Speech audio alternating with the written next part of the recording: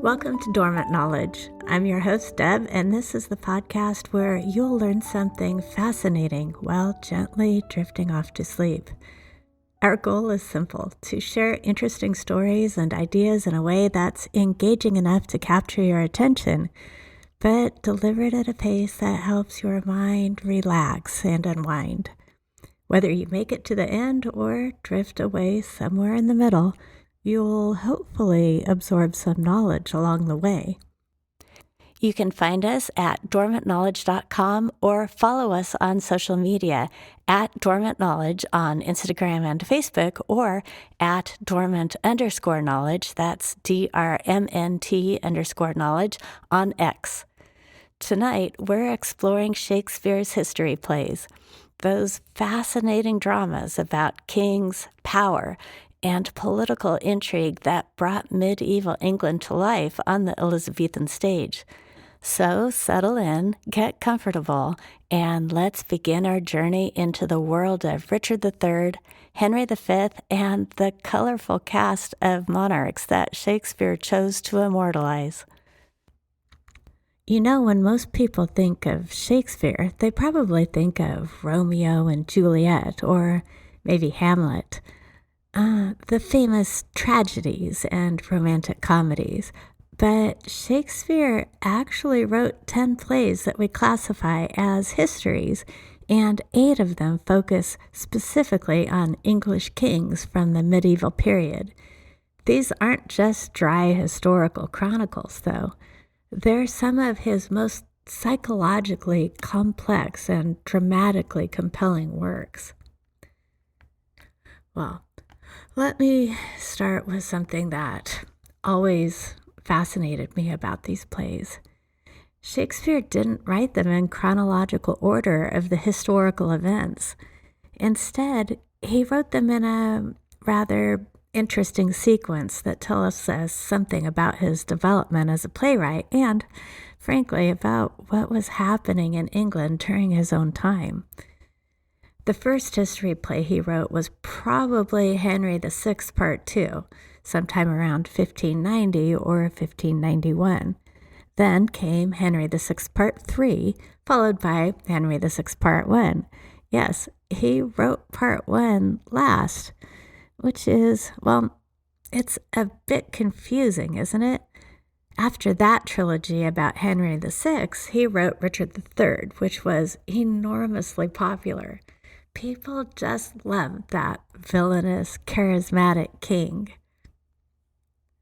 Then, several years later, he returned to English history with what scholars call the second tetralogy. That's Henry II, followed by Henry IV, Part 1, Henry IV, Part 2, and finally, Henry V.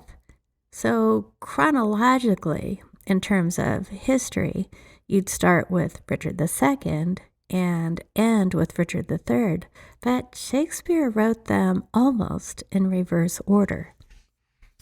This tells us something interesting about how his mind worked, I think. He started with the dramatic, the theatrical. Richard III is pure theatrical gold, after all, and then worked his way backward to explore how England got to that point. It's like, well, imagine starting a story with the most dramatic moment and then filling in the background later. But let's talk about where Shakespeare got his information, because this is really quite fascinating. He didn't have access to the kind of historical sources we have today. No archaeological evidence, no careful analysis of medieval documents. Instead, he relied primarily on Raphael Holinshed's Chronicles of England, Scotland, and Ireland, published in 1577 and revised in 1587. Now, Holinshed was essentially a compiler. He gathered together various earlier chronicles and histories, some of which were themselves based on propaganda and politically motivated accounts. So Shakespeare was often working from sources that were already several steps removed from the actual historical events. He also used Edward Hall's chronicle called The Union of the Two Noble and Illustrious Families of Lancaster and York, which had a very particular political agenda. Hall was writing during the Tudor period, and he wanted to show how the marriage of Henry VII and Elizabeth of York had finally brought peace to England after the chaos of the Wars of the Roses. What's remarkable is how Shakespeare took these rather dry chronicle accounts and transformed them into psychologically complex human dramas. Take Richard III, for example. In Holinshed's account, Richard is simply described as a villain, deformed, cruel, ambitious. But Shakespeare's Richard, well, he's certainly villainous, but he's also charismatic, intelligent, almost seductive in his evil. The opening soliloquy of Richard III is absolutely brilliant. Richard tells us exactly who he is and what he plans to do. Now is the winter of our discontent made glorious summer by this son of York. He's referring to his brother Edward IV, whose reign has brought peace after civil war. But Richard himself admits he's not cut out for peacetime. He says essentially that since he can't be a lover, referring to a supposed physical deformity, he'll be a villain instead. What's so fascinating about this is that Shakespeare makes us complicit in Richard's schemes. Richard speaks directly to the audience, sharing his plans, his motivations, his cynical observations about human nature. We know he's evil, but we can't help being entertained by his wit and his theatrical flair. Now, historically speaking, Richard III was probably nowhere near as villainous as Shakespeare portrayed him. The real Richard ruled for only 2 years, from 1483 to 1485, and some historians argue he was actually a fairly capable king who was simply on the losing side of history. The Tudors, who defeated him, had every reason to paint him as a monster to justify their own claim to the throne. The famous hunchback, well, there's no contemporary evidence that Richard was significantly deformed. When his remains were discovered in 2012, and this is quite a story, under a car park in Leicester, archaeologists found that he did have scoliosis, a curvature of the spine, but it wouldn't have been as dramatic as Shakespeare suggests. That discovery in Leicester was really quite remarkable, actually. For centuries, nobody knew where Richard III was buried. After his death at the Battle of Bosworth Field in 1485, his body was taken to Leicester and supposedly buried in the Church of Greyfriars. But the church was dissolved during Henry VIII's Reformation, and the location was forgotten. Then, in 2012, a team led by archaeologist Richard Buckley decided to search for the remains. They had a rough idea of where the church might have been, and they started digging in what was then a car park. And incredibly, they found not just the church, but Richard's skeleton with clear signs of the battle wounds that killed him. DNA testing confirmed it was Richard III, and the discovery captured the public imagination in a way that few archaeological finds do. Here was a king who had been dead for over 500 years, whose story had been told and retold by Shakespeare, finally emerging from beneath a car park in the 21st century. But let's move on to Henry V, who represents almost the opposite of Richard III in Shakespeare's Gallery of the Kings, where Richard is the ultimate villain. Henry V is portrayed as the ideal king, at least on the surface. Henry V is actually the culmination of a character arc that begins in Richard II and continues through both parts of Henry IV.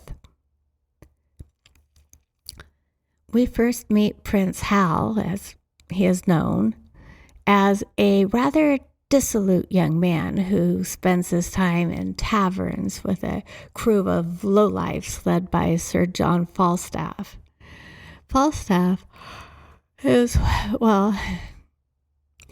he's one of Shakespeare's greatest comic creations. He's fat, cowardly, boastful, and completely without moral principles. But he's also witty, charming, and somehow lovable. He represents everything that's opposed to royal duty and responsibility.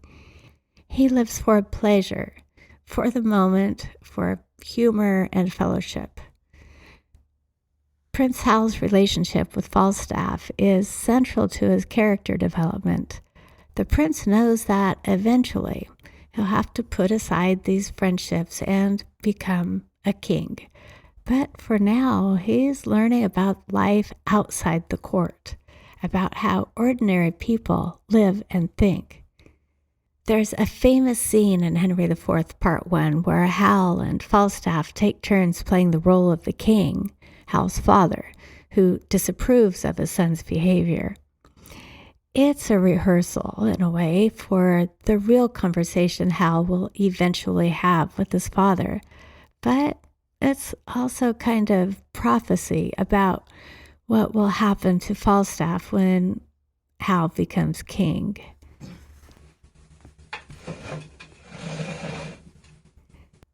And indeed, when Prince Hal becomes Henry V, one of his first acts is to publicly reject his old tavern companion. It's one of the most shocking moments in all of Shakespeare because we've grown to love Falstaff, even with all his faults. Shakespeare doesn't actually show us Falstaff's death in Henry V. We only hear about it secondhand. But the implication is that Henry's rejection has broken the old knight's heart. It's a necessary sacrifice, perhaps, for Henry to become the king England needs, but it's also genuinely tragic. Henry V, the play, focuses on Henry's invasion of France and his victory at the Battle of Agincourt in 1415. It's often seen as Shakespeare's most patriotic play, full of stirring speeches about English courage and determination. The most famous speech comes just before the battle, when Henry rallies his outnumbered troops with the Band of Brothers speech. "We few, we happy few, we band of brothers," he says, "for he today that sheds his blood with me shall be my brother." It's genuinely stirring. Even today, Henry takes a desperate military situation. The English are vastly outnumbered by the French, and transforms it into something noble. He tells his men that they'll be remembered forever for their courage, that old men will show their scars and remember this day with pride. And historically, Agincourt was indeed a remarkable English victory. The English longbow proved devastatingly effective against French heavy cavalry. The French lost thousands of nobles and knights, while English casualties were minimal. But Shakespeare's play isn't just simple patriotic propaganda. If you read it carefully, there are darker undercurrents. Henry's invasion of France is based on a rather dubious legal claim, and he's quite ruthless when he needs to be. There's a scene where he threatens to sack a French town and kill all its inhabitants if they don't surrender. The play also shows us the cost of war on ordinary people. Some of the most moving scenes involve the common soldiers, Bardolph, Nym, Pistol, who followed Falstaff and are now following Henry into France. They're not motivated by grand ideals. They're just trying to survive and maybe profit a little from the war. Shakespeare gives us both the glory and the grime of medieval warfare, the noble rhetoric and the harsh realities. It's a much more complex portrait than it might first appear. Let me tell you about the sources of these plays, because that's really quite interesting. For the Henry plays, Shakespeare drew on several chronicle sources, but he also seems to have been influenced by an anonymous play called The Famous Victories of Henry V, which was probably performed in the 1580s. What's fascinating is how Shakespeare transformed his sources. The historical Henry V was indeed a successful military leader, but he was also quite pious, perhaps even priggish. Shakespeare's Henry is more complex, more psychologically interesting. He grapples with the weight of responsibility, questions his own motives, and shows genuine concern for his subjects. There's a wonderful scene the night before Agincourt where Henry, disguised as a common soldier, walks among his troops and overhears what they really think about the war and about him. It's a moment of genuine introspection that you don't find in the historical sources. Now let's talk about the language of these plays, because Shakespeare's evolution as a writer is really quite remarkable when you trace it through the histories. The early Henry VI plays are written in a fairly formal, rhetorical style that can feel a bit stiff to modern audiences. But by the time he writes Richard II and the Henry IV plays, Shakespeare has developed a much more flexible and naturalistic approach to dramatic verse. The characters speak in a way that feels both poetic and conversational. Henry II, for example, is written entirely in verse, but it never feels artificial. Richard himself is a poet king, a man who thinks in metaphors and images. When he's forced to abdicate, he compares himself to Christ betrayed by his disciples. When he's in prison, he creates an entire world out of his thoughts and memories. The famous deposition scene where Richard formally gives up his crown is pure theater. Richard calls for a mirror, looks at his reflection, and then shatters the glass, saying that his face has been as brittle as the mirror. Henry Bolingbroke, who's taking the crown, observes that while Richard has broken the glass, the shadow of his sorrow remains. It's a scene that works on multiple levels: political, psychological, symbolic. Richard is a weak king politically, but he is a master of language and image. Bolingbroke is politically effective, but lacks Richard's poetic sensibility. The Henry IV plays represent perhaps Shakespeare's greatest achievement in the histories. They give us not just the political story of Henry's reign and his son's development, but also a panoramic view of English society. We see the court, the tavern, the rebels in Wales and the north, the common soldiers, and the great nobles. The language ranges from high political rhetoric to earthy tavern humor. Falstaff, in particular, speaks in a wonderfully rich, inventive prose that bubbles with wordplay and wit. His famous Catechism on Honor, What is honor? A word. What is in that word, honor? What is that honor? Air.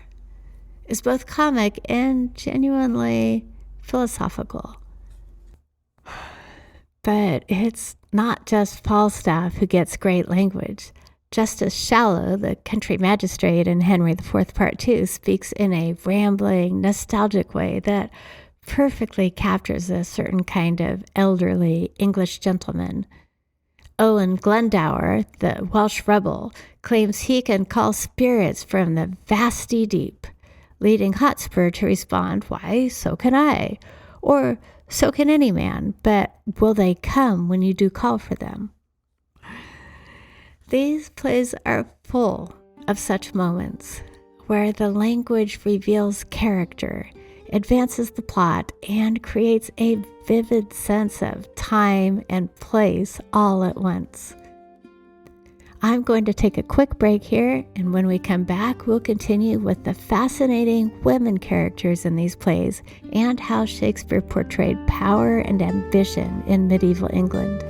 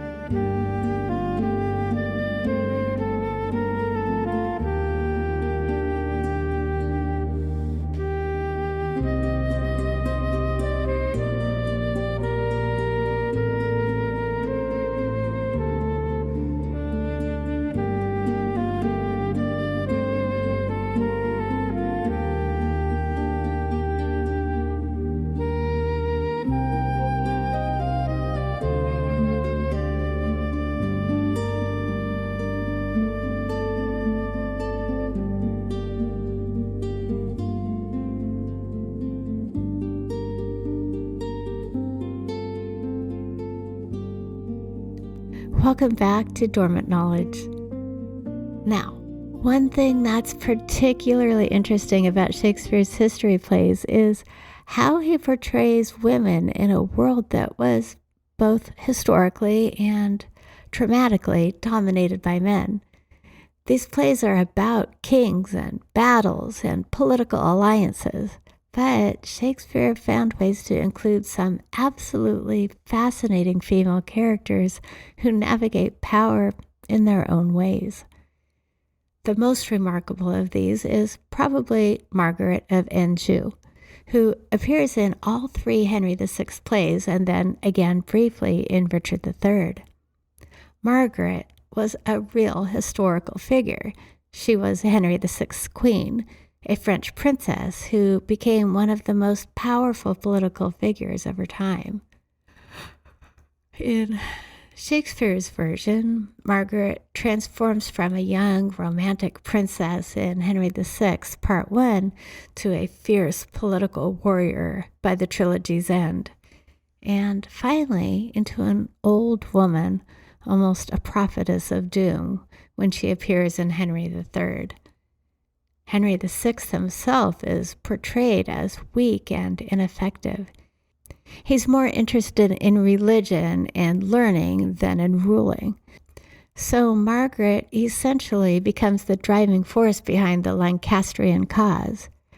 She's not always sympathetic, I have to say. In Henry VI Part 3, there's a scene where she taunts the Duke of York before his execution, putting a paper crown on his head and offering him a napkin soaked with his son's blood to wipe away his tears. It's genuinely shocking, even by the standards of Shakespearean tragedy. But you have to understand the context. By this point in the trilogy, Margaret has seen her own son murdered, her husband deposed, her allies betrayed. She's learned to be ruthless because ruthlessness is the only way to survive in this world. When she appears in Richard III, she curses Richard and his allies, and her curses come true one by one throughout the play. It's as if she's become the embodiment of the violence and hatred that the Wars of the Roses have generated.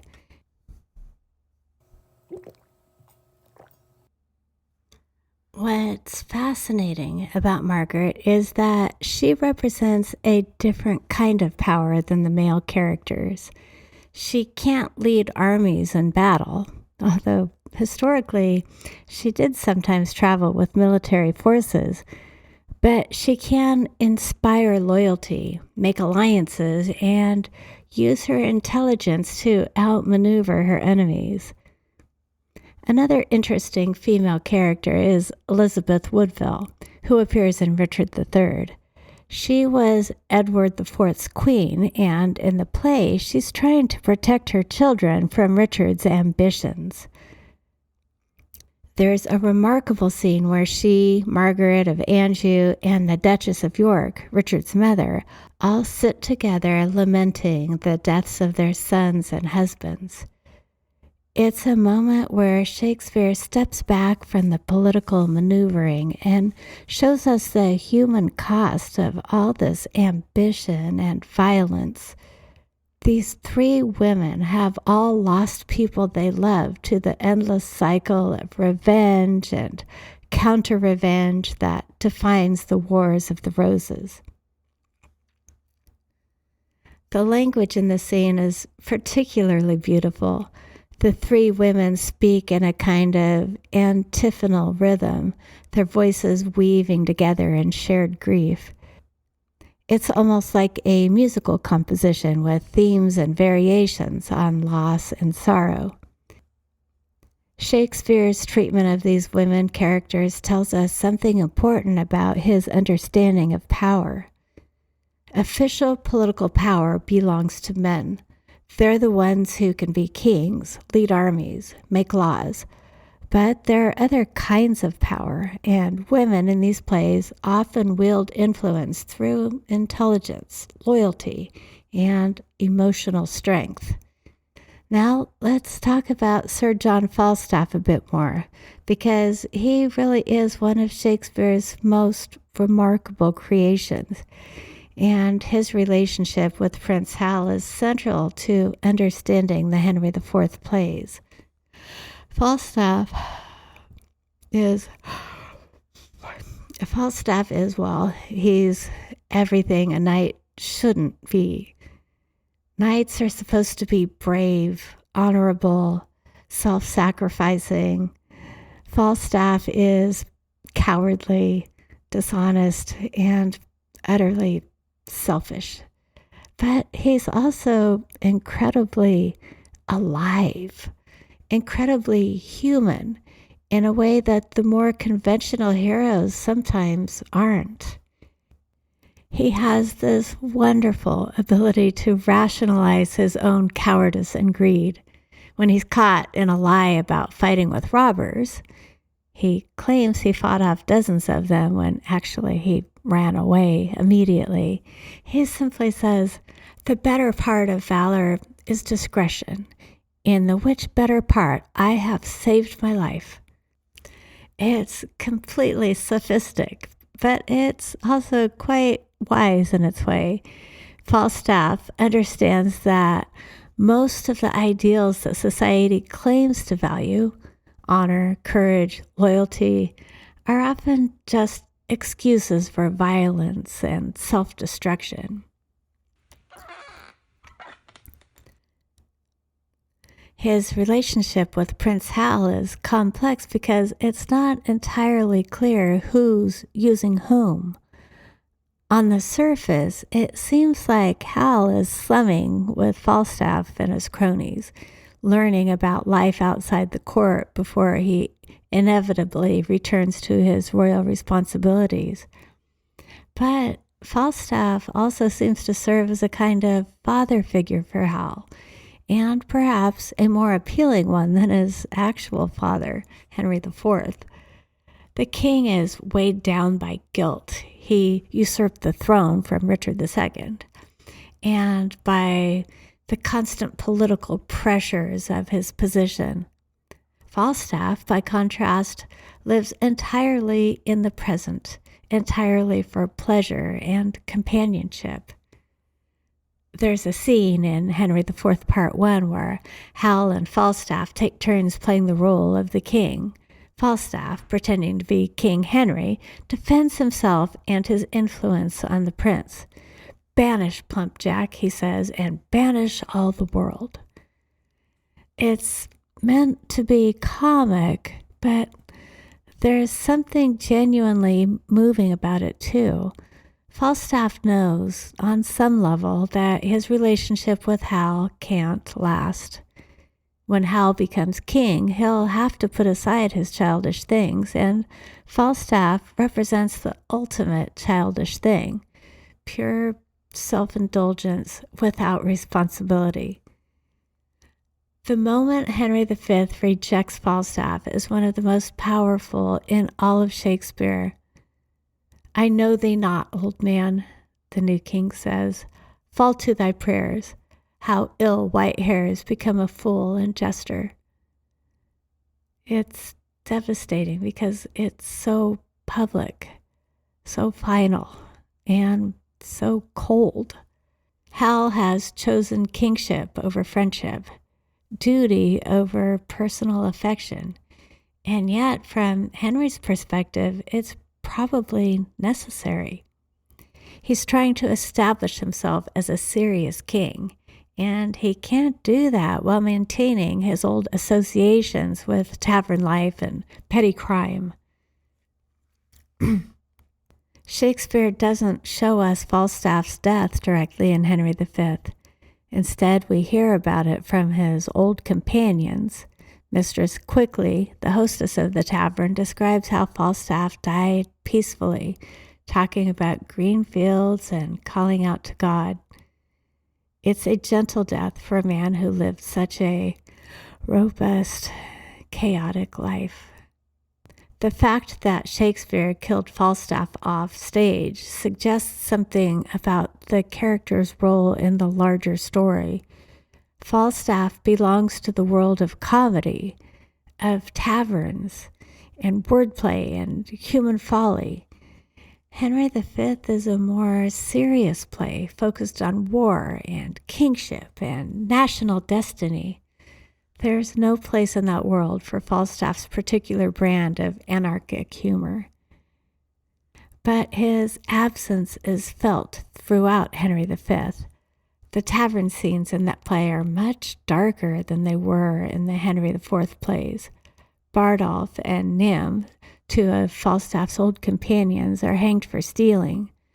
The world has become more serious, more violent, less forgiving of human weakness. Let's talk about the writing of these plays in the context of Shakespeare's own time, because that's really quite important for understanding them. Shakespeare was writing during the reign of Elizabeth I, the last of the Tudor monarchs. Elizabeth had no children, and there was considerable anxiety about who would succeed her. The Tudor dynasty had come to power by defeating Richard III at the Battle of Bosworth Field in 1485. Their claim to the throne wasn't entirely solid. It depended partly on conquest, partly on a rather distant blood relationship to earlier kings, and partly on the marriage between Henry VII and Elizabeth of York. So when Shakespeare was writing about the Wars of the Roses and the events that led to the Tudor accession, he was dealing with politically sensitive material. He had to be careful not to suggest that successful usurpation was easy or desirable, while also not undermining the legitimacy of the current dynasty. The solution he found was quite clever. He shows the terrible cost of political instability and civil war. The message of the history plays, taken as a whole, is that strong, legitimate monarchy is essential for peace and prosperity. The chaos of the Wars of the Roses is presented as a cautionary tale about what happens when royal authority breaks down. But Shakespeare also shows the human cost of political ambition. Even his most successful kings, Henry V, for example, pay a personal price for their achievements. Power corrupts, even when it's used for good ends. This moral complexity is one of the things that makes these plays so enduring. They're not simple propaganda pieces, even though they were written in a politically charged context. They're genuine explorations of power, ambition, loyalty, and the weight of leadership. The language of the history plays also reflects Shakespeare's growing mastery of dramatic verse. By the time he writes Richard II and the Henry IV plays, he's developed a flexible blank verse that can accommodate everything from high political rhetoric to intimate personal reflection. Take Richard II's famous speech in prison, where he compares his thoughts to people in a little world. I have been studying how I may compare this prison where I live unto the world, he says. It's a meditation on imagination, on how the mind can create entire universes out of memory and desire. Or consider Henry IV's soliloquy about sleep. Uneasy lies the head that wears a crown. It's a meditation on the pressures of kingship, on how power brings responsibility and responsibility brings sleeplessness. These speeches work as poetry, as psychology, and as political commentary all at once.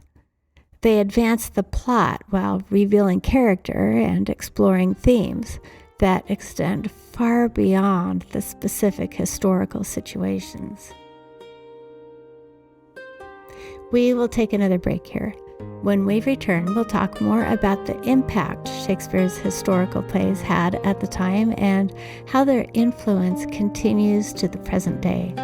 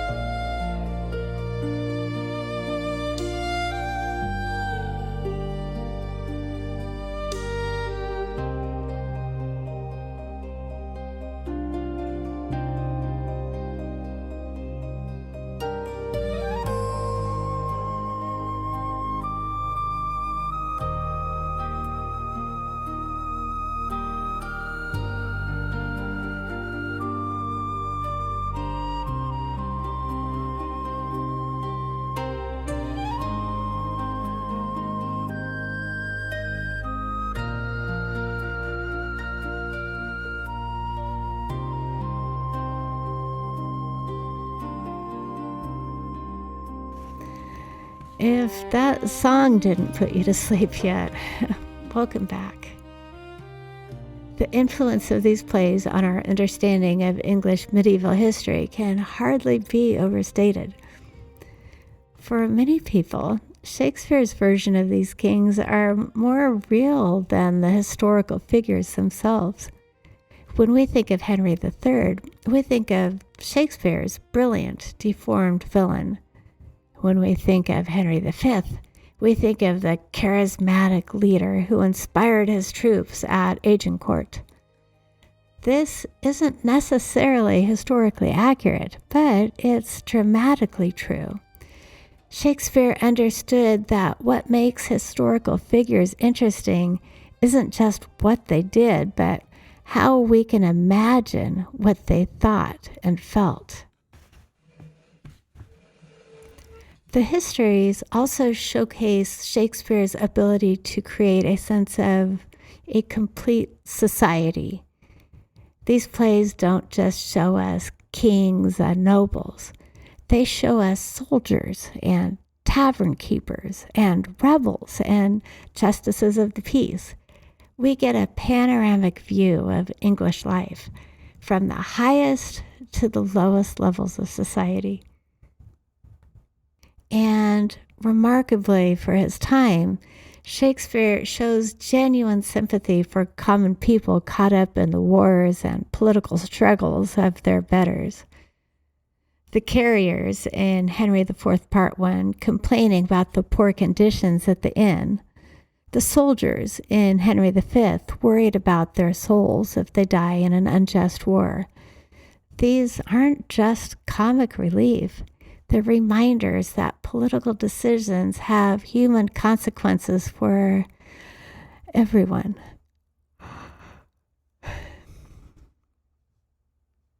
The Henry VI plays, which were Shakespeare's earliest works, already show this panoramic approach. We see not just the court, but also Jack Cade's rebellion, where working class people try to overthrow the social order. Shakespeare's treatment of the rebels is complex. He shows both their legitimate grievances and their tendency toward violence and chaos. It's worth noting that Shakespeare himself came from a middle-class background in Stratford-upon-Avon. His father was a glovemaker and sometime town official, not a nobleman. This background may have given Shakespeare particular insight into how political events affect ordinary people. The structure of the history plays is also quite interesting. Unlike the tragedies, which tend to focus on a single protagonist, the histories are more sprawling, more episodic. They follow the patterns of actual history rather than classical dramatic structure. This means they can include a much wider range of characters and situations. The Henry IV plays, in particular, move freely between the court, the tavern, the rebel camps, and the countryside. It's almost like a novel in a dramatic form, with multiple plot lines and a large cast of characters. But Shakespeare manages to tie all these elements together through recurring themes and character relationships. The question of what makes a legitimate king runs through all the plays. The relationship between public duty and private desire is explored in different ways in each play. The famous mirror scenes, moments where characters reflect on their roles and identities, appear throughout the histories. Richard II with his actual mirror, Henry IV contemplating the crown that brings him no peace, Henry V walking disguised amongst his soldiers to hear what they really think of him. These moments of self-reflection give the plays a psychological depth that you don't always find in chronicle histories. Shakespeare understood that political power is ultimately exercised by individual human beings with their doubts, fears, and contradictions. The histories also explore the relationship between past and present in fascinating ways. Characters are constantly being haunted by previous actions, previous betrayals, previous loyalties. The ghost of Richard II haunts the Henry IV plays. The curses of Margaret of Anjou come true in Richard III. This creates a sense of historical inevitability, as if the violent events of the Wars of the Roses were the inevitable result of earlier injustices and betrayals. But it also suggests that individual choices matter, that people can choose honor or dishonor, loyalty or betrayal. The language of prophecy and curse runs through many of these plays. Characters make predictions that come true, often in unexpected ways. This gives the plays a mythic quality that goes beyond simple historical drama. At the same time, Shakespeare includes plenty of realistic detail about how medieval politics actually worked. The importance of marriages in cementing political alliances, the role of the church in legitimizing or challenging royal authority, the way economic factors influence political decisions. All of this is woven into the dramatic action in ways that make it feel natural rather than like a history lesson. Shakespeare had a remarkable ability to make the past feel immediate and relevant without losing its historical specificity. As we near the end of our exploration tonight, it's worth reflecting on what makes these plays so enduring. They were written over 400 years ago about events that happened over 500 years ago, and yet they still feel relevant today.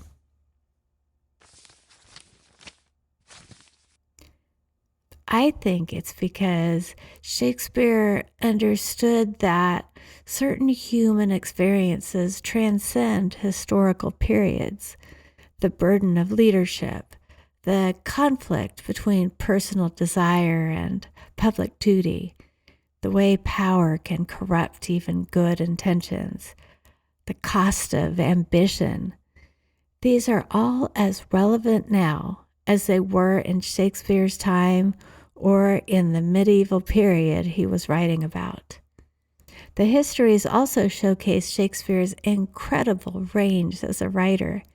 He could write stirring battle speeches and intimate soliloquies, broad comedy and tragic pathos, political rhetoric and personal reflection, sometimes all in the same play, sometimes all in the same scene. Think about the tavern scenes in Henry IV Part 1, where Falstaff and his companions are planning a highway robbery while Prince Hal listens and plans his own jest at their expense. It's comedy, but it's also about class differences, about the prince's education in the wider world, about the way political power depends on understanding human nature. Or consider the scene in Richard III where Richard woos Lady Anne over the coffin of her husband, whom Richard himself has murdered. It's politically important. Richard needs this marriage to strengthen his position. But it's also a showcase for Richard's manipulative brilliance and a study in how grief can be exploited. These plays work on so many levels simultaneously. They're political dramas, psychological studies, historical chronicles, linguistic tours de force, and moral explorations all at once. They also demonstrate Shakespeare's understanding that history is made by real people with real emotions and real limitations. Kings in these plays aren't superhuman. They're human beings trying to deal with impossible situations and usually failing in some fundamental way. Richard II is a weak king who loses his throne through his own mistakes. Henry IV is a successful usurper who can never forget that his crown was stolen. Henry V is a heroic king who dies young, leaving an infant son and a kingdom that will soon collapse into civil war again. Even the villains are humanized. Richard III may be evil, but he's also intelligent, witty, and strangely compelling. His famous opening soliloquy reveals not just his ambition, but also his deep vulnerability beneath the theatrical bravado. This psychological realism is one of the things that makes these plays so much more than historical pageants. Shakespeare understood that the past is populated by people who were just as complex, just as contradictory, just as human as people today. And perhaps that's the most important thing to take away from these plays. History isn't just a series of dates and events. It's the story of human beings trying to navigate power, responsibility, loyalty, and ambition in a world that often offers no clear moral choices. Shakespeare's history plays remind us that the past was lived by real people who faced real dilemmas and made real choices, often with consequences they couldn't have foreseen. They also remind us that some aspects of human nature, the desire for power, the burden of responsibility, the conflict between personal and public good, are universal and timeless. Whether we're talking about Richard III's Machiavellian plotting, Henry V's burden of kingship, or Falstaff's anarchic humor, these plays offer insights into human nature that remain as relevant as they were when Shakespeare first put quill to paper. So, as we conclude our journey through Shakespeare's history plays tonight, we've traveled from the dramatic villainy of Richard III through the complex father-son relationships of the Henry IV plays to the heroic but costly achievements of Henry V. We've seen how Shakespeare transformed dry historical chronicles into psychologically complex human dramas, and how he used the past to explore timeless questions about power, responsibility, and human nature. These plays remind us that history is not just about kings and battles, but about the choices that real people make under pressure and the way those choices echo through time. Whether you're falling asleep thinking about Richard's opening soliloquy, Henry's band of brothers speech, or Falstaff's philosophy of honor, you're connecting with characters and themes that have captivated audiences for over 400 years. Thank you for listening to Dormant Knowledge. If you're still awake and hearing my voice, I appreciate your attention. But if you've drifted off to sleep somewhere along the way, which was partly the goal, then you won't hear me say this anyway. Either way, I hope some knowledge about Shakespeare's fascinating history plays has made its way into your consciousness or perhaps your dreams. Until next time, this is Deb wishing you restful nights and curious days.